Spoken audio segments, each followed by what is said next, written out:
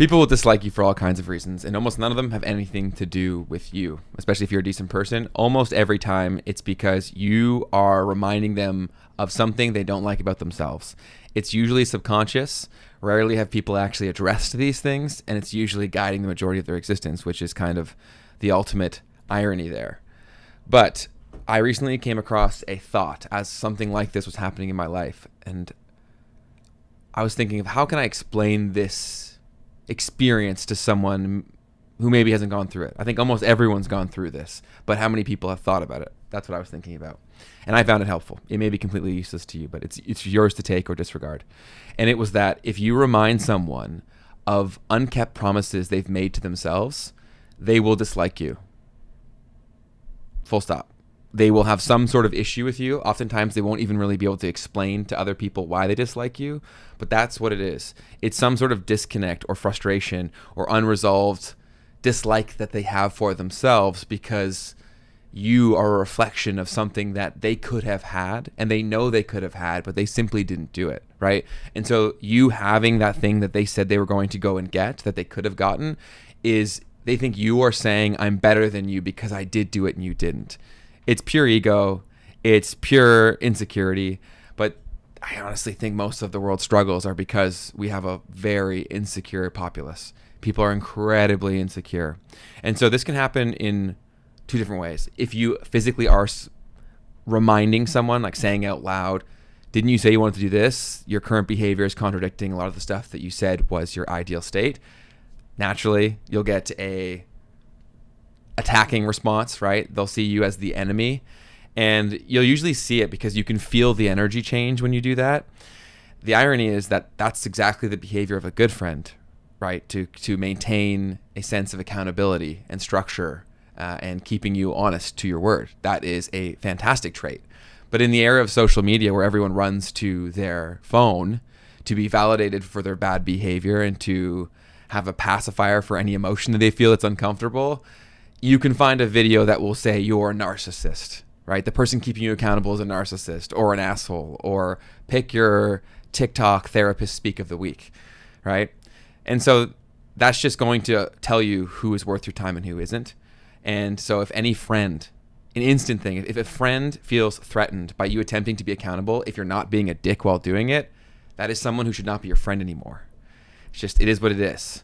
Give them a few tries if you want, but these people will typically repeat this behavior again and again throughout their entire existence. And the more that you stick around, and the more you are enabling this behavior. And that's something I've done plenty of times. So I'm not saying that you are lesser for having done that. I've done it countless times, but it's definitely a lesson that I think you can alleviate a lot of pain if you let go of things that are no longer serving you, and that also includes people. And that's not to say that they couldn't change, because I do believe that people can ascend, raise vibration at any given point. There may be things that happen in their life that allow them to become someone they never thought possible, or that you never thought possible.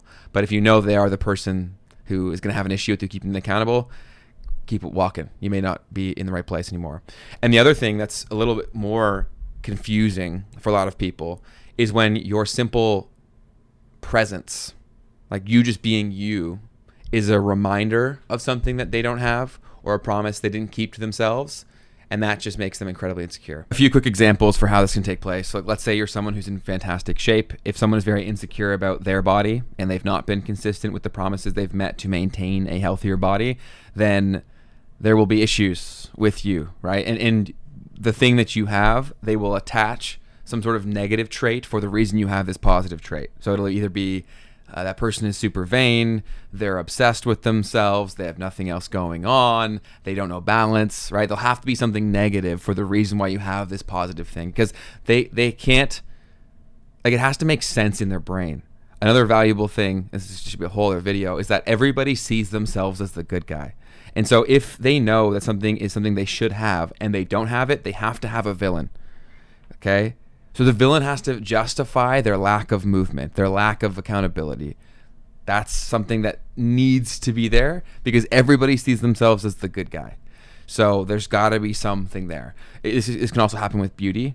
So if you are someone who is very attractive and that is apparent, they'll there will often be people who are more insecure about the way that they look, and they will try to sabotage you. It's not often done to your face, and even if it does, it's usually very subtle. You see this happen with women a lot more. This is not as big of an issue with guys, because I don't think guys care as much about that, but obviously within the sexual marketplace for women, the aesthetics plays an even larger role than men. Of course, men's looks matter too, don't get me wrong.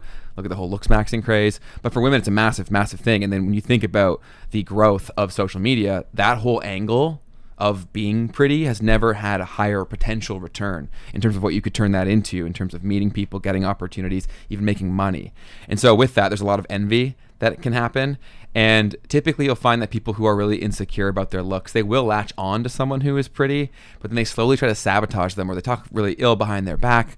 That's another very common one. Money is another place where this can happen, where if someone is very insecure about their finances, if somebody is financially well off, there will again be some sort of reason why that is the case. So either they didn't work that hard, they got lucky, they're not a good, they sacrificed too much to get it, whatever it is, right? People do this all the time because they have to have a reason. They've got to have a villain. So if you're ever wondering why someone doesn't like you and doesn't really make much sense, chances are it's because you remind them of an unkept promise they've made to themselves. This can be very obvious and direct if you are saying to your friend, hey man, thought you were going to do this, you didn't do this. How they respond to that will tell you a lot about who they are. But pay attention to the more subconscious, the less obvious times where this takes place, because this does take being a little bit more socially aware.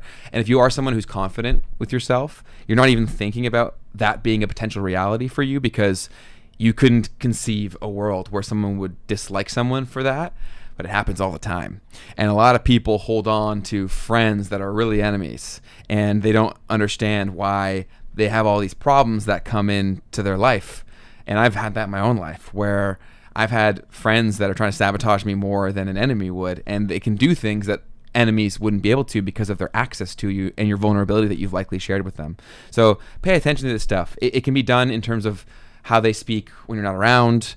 Pay attention to how they react to something just being, right? So if you are good looking, let's say, and someone comes up to you and gives you attention, if this person who you're thinking might be in that place, if they have something nasty to say about the person who came up and talked to you or the reason why they did it, probably a telltale sign. There's so many examples, but maintaining access or creating distance is going to be a great way to test this, because oftentimes these people more or less become energy vampires, where they'll try to bring you down to their level. And so also pay attention to how you just simply feel after you're with someone. If you start getting the vibe where someone might be like this, just take a note in your phone or a journal. Just write out how you felt before you hung out with them and how you felt after.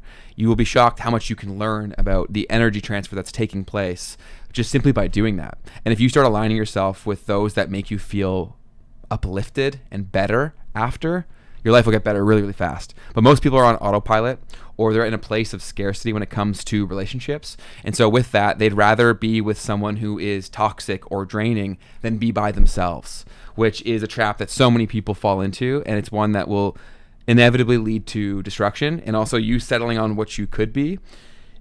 And you'll end up suffering. And they will too, right? Because oftentimes the only message that can be delivered is from their lack of access to you. You can try to talk to people until they're blue in the face, but something has to change for them to change. And so if they have access to you and they're carrying this negative view on you, and they can maintain access to you, how could there be anything wrong, right? So oftentimes, even if you care the most about that person, if this pattern is been repeated a bunch of times, the best thing you can do for you and for them is just simply to remove your attention. And I've had that so many times. And I'm usually grateful that I did it. And sometimes later, the person may grow and mature, and that relationship may be able to be something that comes back. But be careful who you give your time and attention to, because you're also giving your energy to that person. And people pull you where they are. If they're high vibration, they try to pull you up. If they're low, they try to pull you down.